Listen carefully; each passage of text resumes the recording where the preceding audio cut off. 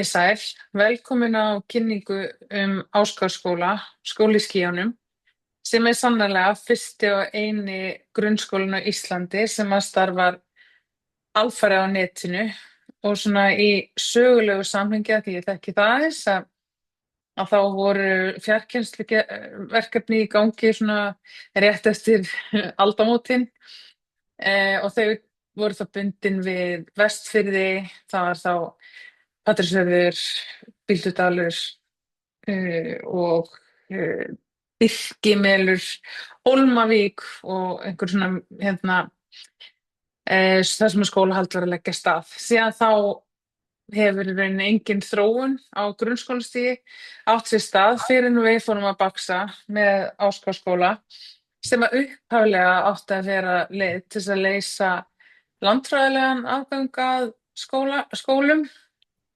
En svo bara gerist það að langmest þörfin virðist vera á hér á höfuðborgarsvæðinu þar sem ég sitt í dag en venjulega sitt ég á Akureyri.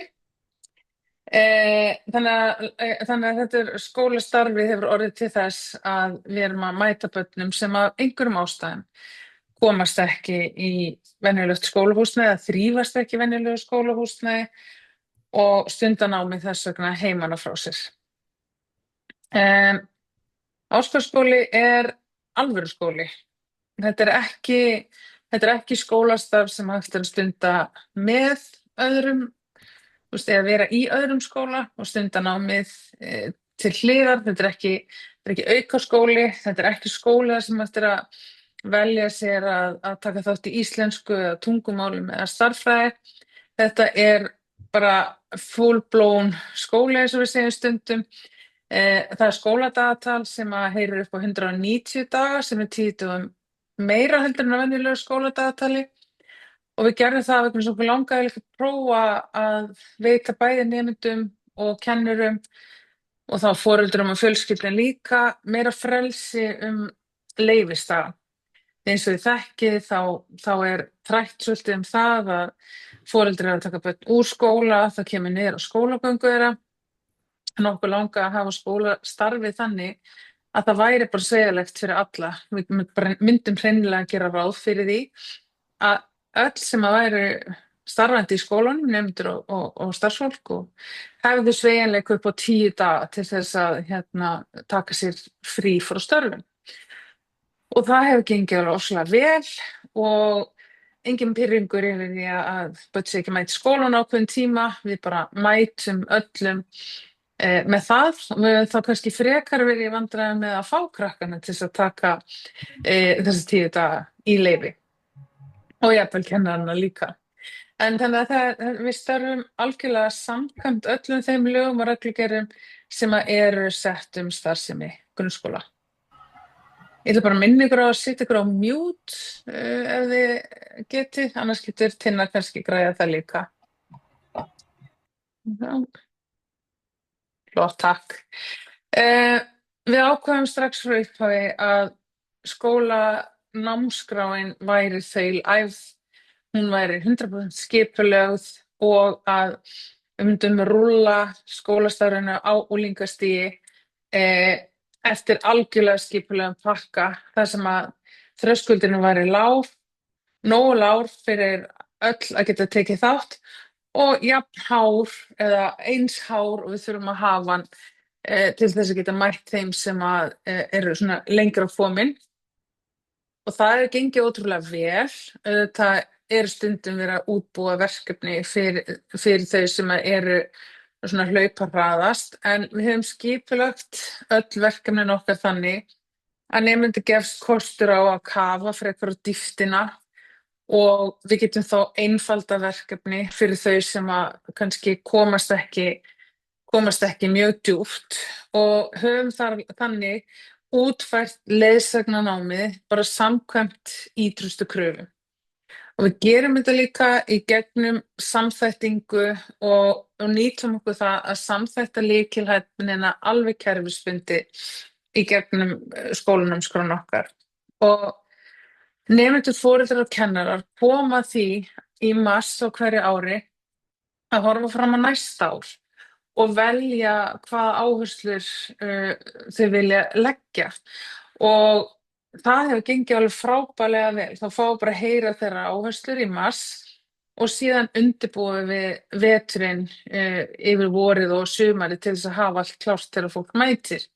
Og krakkarnir hafa sjálf verið að velja sér eins og þegar þetta var, þetta er sem sagt námsvísið síðasta árs, ef man rétt, þá vildu þau læra meira um sögu og þá kemur hérna á dagskrána Saga heimsins, þar sem þau fóru yfir mannkynssöguna og þau gátu valið sér svolítið inn í það og höfum heimsreisuna þarna líka með, þannig að á þessu ári þá var mjög djúpt í sögu og landafræði og það var að þeirra ósk. Auðvitað pössum við alltaf upp á að sé að vera að vinna með hæfniviðmiðin sem að lagt er upp með í aðalnámskránni og við höldum utan um það í bakendanum. En við erum afskaplega stolt af þessu að vera með þaulæfða og tilbúna námskrá fyrir hvert skólaár og það kemur engum á óvart hvað er að gerast. Og við skiptum skólaárinu alltaf upp í 6 námstímabil og ég kem aðeins betur á því á eftir. En sem sagt, við höfum tekið allt það efni sem að OECD hefur lagt niður fyrir okkur og er beintengt auðvitað menntastefnu Íslands og það er þessi áhersla á nemenda þátttöku eða agency, eignarhald, sjálfstæði, virkni, frumkvæði, ábyrgð og við gerum það með því svona gegnumgangandi, þau læra sitt sem markmið, þau setja niður áætlanir um hvernig þau ætla að vinna þessi nemendastýrið verkefni sem eru 100% nemendastýrið í raun.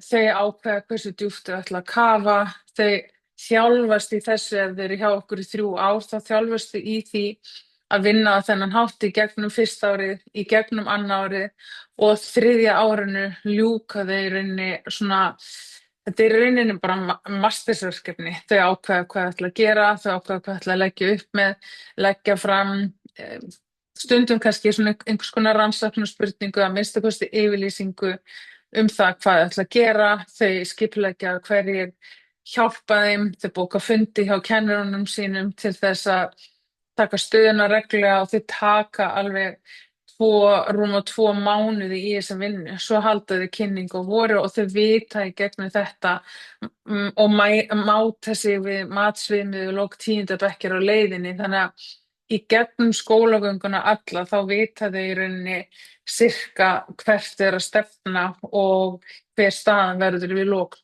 skólagöngunar. Og ég set hérna, við munum senda ykkur hlekk á glærurnar og þetta er upptökuna líka. En hér erum við með á hlaðvarpi Áskars viðtal við Tinnu og ef man rétt lokaverkefni 10. bekkjar og það er mjög ítarleg yfirferð.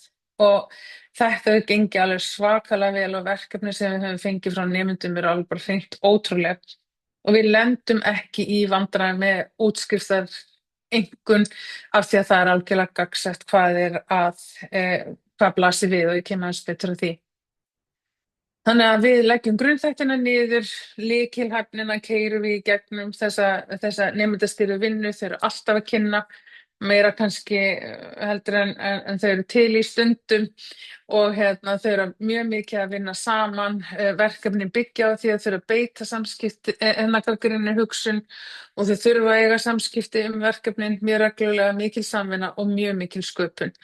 En á sama tíma erum við að halda utan um grunnfærnina. Og við erum að ala upp sjálfstæða einstaklinga og krakkar sem hafa klárað skólann, þau hafa sérstaklega orð á þessu hvað þau lærðu að skipuleggja sig mikið sem námsmenn. Þannig að þau eru ekki beinlínis að læra námstækni hjá námsráðgjafa, heldur eru þau alltaf í þjálfun í námstækni og í rauninni í verkefnastjórnin. En við leggjum gríðarlega mikið upp úr þessu að við séum að byggjum framtíðarfærni. Við vitum nákvæmlega hvað byggjum okkar kennsluáætlanir á og erum stöðugt að spá í það. Við byggjum starfshættina á rannsóknum og erum sjálf að ígrunda núna mikið að keyra gegnum gerðargreindina, hvort við séum ekki örugglega að hvort að verkefnin okkar og námsmat sé ekki að standast kröfur.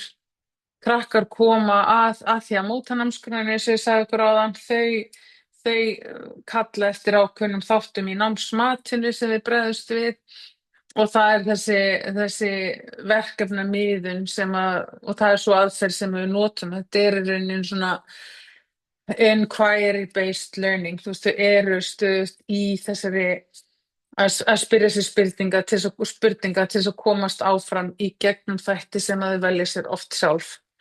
Og þau gerir þetta, bónusin er þú veist, að þau eru í öruggu rými, þau eru mörg, eins og segja á hann í upphafi, þú veist, þau eru mörg traumatiseruð af fyrir skólagöngu, það sem ekki hefur gengið vel í annarkvort í ákveðnu félagskap eða í einhverjum ástæðum í húsnæði eða stórum skóla. Og við reynum að vera mjög réttlát. Við fáum krakka sem eru svona með kannski ákveðin kynáttunarvanda og þurfa að finna sig svona félagslega og það er mjög auðvelt í gegnum skjáin að máta sig við ný fornöfn og stundum fer það svona fram og tilbaka og það þykir algjörlega sjálfsagt í okkar skólasamfélagi. Stundataflan, þessa spurningu fáum við mjög oft. Það er margir sem halda að skólinn sé bara eitthvað svona sem eftir að stökkvi, eitthvað myndband sem eftir að horfa á og svara spurningum. En eins og fyrir stóðu fyrstu glærinni að þá er þetta alveg skóli. Þar dagurinn byrjar alltaf á morgunstund, hópurinn kemur saman og það er svona verið að leggja niður daginn og það eru málefni líðandi stundar ákveðin umræða efni og það eru að þjálfast í því að tjá sig fyrir fram okkur stanna, síðan kemur lotu sem er samþætting, pása, svo erum við með læsi, við kallum þetta læsi fyrir hverjum íslensku þegar við erum að vinna með mjög mikið með ritun, þetta er mjög mikið bara með lestur líka og samskipti, samvinnu, alla þætti læsis og á móti kemur svo það sem við kallum extreme sem er þá raungreina og vísindasamþætting og eins og ég segja þá er samt líka starffræðitími það sem þeir eru svona að læra grunninn en svo í gegnum extreme verkefnin það er að hagnýta starffræðina. En við leggjum mikla áherslu á að þau læra aðferðir og hagnýti svo í leiðinni. Ég kem aðeins líka betur en því eftir. Og við erum bara með, þarna komum við fyrir öllum markmiðum aðalnámskrár. Af því þessi skóli stendur fyrir það að við útfærum allt samkvæmt aðalnámskrá eins og ætlast er til. Það eina sem að setur okkur á sérskóla hilluna, það er að því að menntamálaráðuneytið vissi ekki hvað átt að gera við skólann vegna þess að 26 í grunnskólalögum kemur orðið skólahúsnæði fyrir og við getum auðvitað ekki náð öllum saman í eitt skólahúsnæði því það er ekki markmiðið. En að öllu öðru leyti þá reynum við að standast allar kröfur og helst meira heldur en það. Og öllum nemyndum er mætt. Við erum oft spurð, þú veist, en hvað gerir þið með, hvernig vinnið í sérkennsluna? Við erum í rauninni, við erum rosa lítið með einhverja sérkennslu. Börnin bara vinna sín verkefni inn í sínum hópum, en verkefnin eru þannig að þau eru með lágan þröskuld, þannig að þau sem að eru svona rétt að byrja að fóta sig í náminu, þau fá að gera það, eru ónæði, án þess að þau séu einhvern veginn tekin út eða merkt eitthvað sérstaklega, þau eru bara saman, þó að annað, eins og það er nú mynd af Sói okkar sem oft hefur verið nefnd og það er með leyfi hennar og foreldrar hennar, hún er algjörlega aðbragðsnemandi. Hún var tekin inn í National Honor Society í Bandaríkjunum og hún er algjörlega aðbragðsnemandi og er núna í einhverjum frábærum skóla sem man ekki okkur í augnablikinu hvað heitir og okkur tókst að mæta henni á sama tíma og hún bara vinna með krökkum sem er að vinna grunnverkefni. Hún skrifar bók meðan annar krakki skrifa frétt. Hún hélt út til hlaðvarpi meðan aðrir krakkar voru kannski 2-3 saman að vinna stutt hljóðvinnsluverkefni. Þannig að með svona góðri skólanámskrá sem við erum stöðugt að ígrunda, stöðugt að meta, að það ná að mæta þessum krökkum.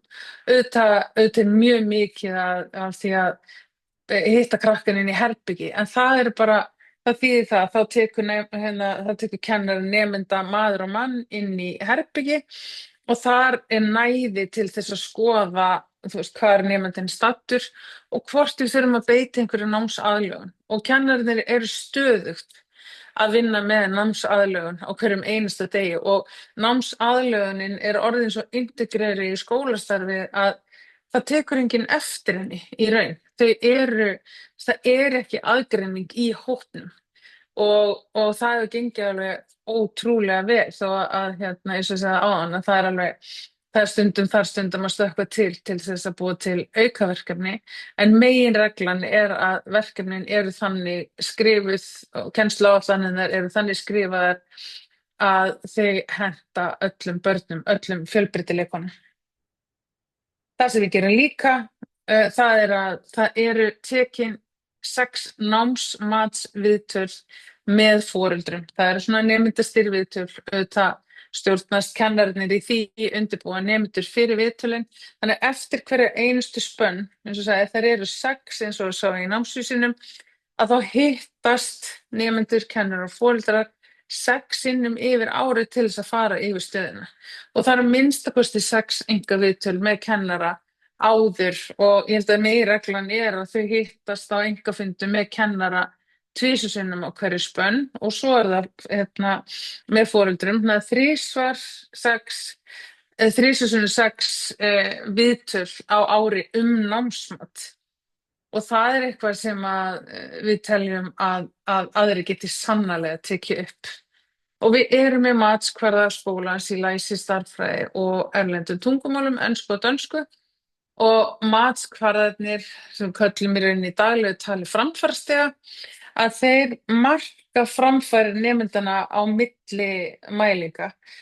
Mælingarnir eru stundum kannski kannanir en oftast er bara fundið út í gegnum samtal og út frá verkefnum sem að nemendur hafa skilað kennurunum hver staðan er. Og við tökum öll 3 árin í þetta ferðalag að ferðast upp framfærsstigann og við lok 10. bekkjar kemur þá ekki á óvart hver staðan er. Ef að þú ert komin í, eins og stendur hérna, til dæmis góða færni í 10. bekk, að þá veistu að þú getur jafnvel keyrt upp í A og þó þú sést komin bara í grunnfærni að þá veistu að þú veist hvert þú ert að fara. Nemendur, kennarar og foreldrar vita það og þarna á líka sér stað kannski ákveðið val eins og bara við ætlum ekkert að reyna við einhvern ákveðin þátt. Og núna eru kennararnir að uppfæra námsmatsstefnun okkar sem er mjög ítarleg. Og þar er að setja vægi á þættina þannig að vera enn skýrara hvert ferðinni er heitið og hver staðan verður við lok 10. bekkjar. Og þetta er ástæðan fyrir, þú veist, það eru margar ástæður fyrir ekki bara sem var að námi sjálft, heldur líka þessa aðlögun og ná bata sérstaklega fyrir þau sem hafa kannski ekki verið í skóla lengi. Að það er gott að fá þau snemma því að þá byggist færnin upp hægt og örugglega trausti til hópsins og fullvissan hverju standa í náminu og það komi okkur mjög á óvart að við erum alveg að fá marga krakka sem að foreldrar þeirra, hvorki foreldrarnir nýja krakkarnir vita hvað börnin standa í náminu og við heyrum þetta gjarnan bara já, vá, takk, í fyrsta skipti við vitum hvar viðkomandi krakki stendur og það er bara eitthvað sem að okkur finnst skrítið því að í rauninni er þetta ekkert mjög flókið. Þannig á vitnisburðarblaðinu endurspeglast þessi staða og ef þið sjá þetta eru bara litlu punktarnir sem eru á vitnisburðarblaðinu eru þetta þessi staða nema það er bara að þvælist fyrir að vera með lýsinguna á hverjum matstætti.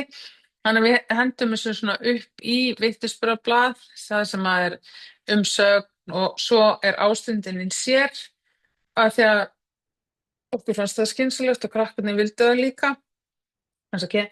Og síðan er raða saman öllu námsmatinu ástundunina fyrir spönn 1, 2, 3, 4, 5, 6 og síðan drögum við saman stöðuna á námsgreinunum og þegar þau útskrifast þá bætist við síðasti þátturinn sem er þá A, B, C, D gagnvart viðmiðum Menntamálastofnunar við lok 10. bekkjar.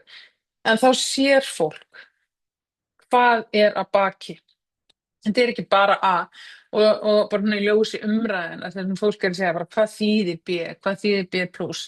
Við teljum okkur vera að útskýra það bara nokkuð vel hér þegar þú horfir á hvernig sem við býja ensku og svo bara horfir á enskuna hér og þá sérðu og þú veist alveg, þetta er ekki að koma þér á óvart vegna þess að þú ert kannski búin að vera með barninu þínu í 1 eða 2 eða 3 ár í gegnum skólan eða hver svo sem fer með forræði barns, við erum með þetta með alls konar forsjaraðila með börnum og þá er ekki, það er ekkert að koma neinum á óvart og það er búið að funda um þetta, þið veitir, 6 sinnum yfir ári og krakkarnir miklu oftar að þá auðvitað liggur þetta ljóst fyrir og sem að gefur þeim tækifæri á að setja sér miklu afmarkari markmið, kannski um ritun, um tjáningu eða algebru eða hvað sem er. Staðlátur eru síðan reglulega, þær eru ábyggilega allan að 4 sinnum, 3 og 4 sinnum á ári og það eru nemendur sem óska eftir því. Og það auðvitað líka kemur sér mjög vel því að við sáum strax í upphafi við þyrftum að hitta þau til þess að geta hakað í nokkuð bóks eins og með list og verkgreinar og svo bara auðvitað gaman að æfa félagsfærnina og það getur alveg stundum verið áskorun því að sum þessara barna hafa kannski ekki fengið mörg tækifæri síðust ár til að þjálfa félagsfærni sína og þá bara reynum að undirbúa það allt saman mjög vel og það hefur gengið alveg ótrúlega vel og við höfum auðvitað þurft að stóla á nær umhverfi sveitarfélögin bæði Kópavogi og Reykjavík hafa lánað okkur húsnæði sem er hentugt til þess að nýta í þessa vinnu og svo höfum þetta bara leigt og borgað fyrir húsnæði. En í nærumhverfinu svo er þessi myndin bara tekin á heimili. Hér er verið að byggja piparkökuhúsa listaverk þar sem og þetta er starffræðiverkefni, þetta er extreme-verkefni þar sem þau eru búin að teikna upp húsið, mæla allt upp og strúktúrinn og svo er að byggja og græja. Og þetta hefur líka verið gert í staðlótu og hér sjáu þið heimilisfræði, þetta er heimilisfræði og starffræði og þá er þetta bara svona partur af lífinu heima. Þannig að sumu sinnum við í staðlótinu, öðru sinna heimili. Þannig að lokin skólagöngu, það er myndin hann sýnir útskriftarskírteini, það er mynd af skólablaðinu sem að krakkarnir gefa út, það er árbókar nefnd sem að býr til árbók nemenda sem er að útskrifast, ótrúlega flott og við höfum verið með mjög veglegar útskriftir þar sem fá allt svona fysiskt afhent og það er mjög góð mæting á útskriftirnar, venjulega útskrift og skólaslit og hér leggur fólk dag við nótt til þess að láta það ganga. Umsagnir nemenda er eitthvað mjög dýrmætar og við höfum ótrúlega mikið safn af umsögnir nemenda. Nemendur hika ekki við og svona í gegnum tíðina hafa ekki hikað við að deila sögunum sínum með þeim. Sumar þeirra eru hreint út sagt alveg skelfilegar og þeim líður mjög fljótt miklu betur í skólanum. Þetta er nemandi sem er nú bara ætlar sig ekki að klára eða hann sé að klára MH núna en þetta heyrðum við mjög oft að skólinn, Ásgarðsskóli, bjargi lífið þeirra og þeim hefur liðið svo illa í pappísskólanum sínum eða gamla skólanum sínum eins og þau tala um skólagönguna sína. Við höfum gríðarlegt safn líka af umsögnum frá foreldrum þar sem að því er lýst að börn, þú veist, fólk er bara rætt börnin sín og á annarkvort það er reynt að fyrirfæra sér, ég veit þetta hljómar mjög dramatískt en þetta er bara dagsatt en síðan bara náðu sér í þessu námsumhverfi heimilisins og þessu stafrænu umhverfi og að fara svona smá saman út í lífið í staðlótunum og svo eru þau líka bara að hittast sjálf og eignast vini. Og eins og þið sjáu þá skila þessi krakka sér í alls konar framhaldsskóla, menntaskólann á Tröllaskaga, menntaskólann í Reykjavík, Fjölbraut í Ármúla, hvað sem þetta er, menntaskólann í Hamrahlíð og það sem er svona rauði þráðurinn oft er bara einhvern veginn svona að foreldrar og nemendur hafa upplifað bara mikla aðgreiningu og það er þá kannski fyrstu viðbrögð skólana er einhvern veginn að að setja þau inn á bókasafn, að setja þau einhvers staðar í einhverja geymslu og taka þau út úr félagslega aðstæðanum í staðin fyrir að vinna með hópinn, með kennurum til að draga úr aðgreiningunni inn í hópnum. Við teljum að það væri hægt að mæta mun fleirum út í skólunum, en þetta verðist allan að ganga vel og kannski eðla fá við það nemendur sem eru komin lengst út í hóp. Og við spyrjum svona hvort að þú veist þið sem eru hér komin til þess að hlýða þetta erindi, veist, er þetta eitthvað sem að þið haldið að hendi barninu sem þið eru með í huga? Þetta er eðlilega kannski ekki endilega ykkar börn, heldur börn sem þið eru með, já, með í huga. Við vitum að meðal gesta eru bæði áhugasamir sennilega foreldrar, kennarar og fólk og frá sveitarfélögunum. En við tölunar okkar segja að 90% útskrifaða nemenda, það er rúmlega 90% útskrifaða nemenda í haust voru í framhaldsskóla.